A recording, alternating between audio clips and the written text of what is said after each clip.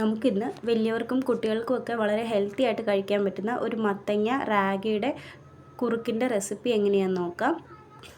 ഒരു 3 കഷ്ണം മത്തങ്ങ എടുത്ത് ഒന്ന് വേവിച്ച് മാറ്റി വയ്ക്കുക. എങ്ങനെ വേണേൽ വേവിക്കാം, വെള്ളത്തിലിട്ടോ അല്ലെ അപ്പച്ചമ്പിൽ വെച്ചോ, എങ്ങനെ അവരവരുടെ ഇഷ്ടത്തിന് എങ്ങനെയാണെന്ന് വെച്ചാൽ വേവിച്ചെടുക്കുക. ഇത് നമ്മളൊരു 4-5 മണിക്കൂർ വെള്ളത്തിൽ കുതിർത്ത് വെച്ച റാഗിയാണ്. അത് നന്നായിട്ടൊന്ന് അരച്ചെടുത്തതിന് ശേഷം ഒരു പാനിലേക്ക് നന്നായിട്ട് അരിച്ചൊന്ന് ഒഴിക്കുക.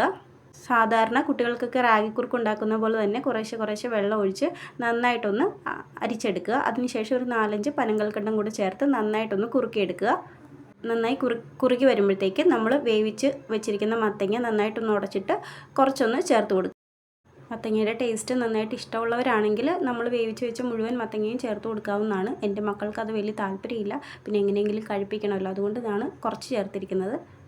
നമുക്ക് വളരെ സിമ്പിളായിട്ട് ഉണ്ടാക്കാൻ പറ്റിയ ഒരു കുറുക്കിൻ്റെ റെസിപ്പിയാണ്. അതുപോലെ തന്നെ നല്ല ഹെൽത്തിയാണ് കുട്ടികൾക്കൊക്കെ കൊടുക്കാൻ. അപ്പോൾ എല്ലാവരും ഒന്ന് ട്രൈ ചെയ്ത് നോക്കുക. Okay, thank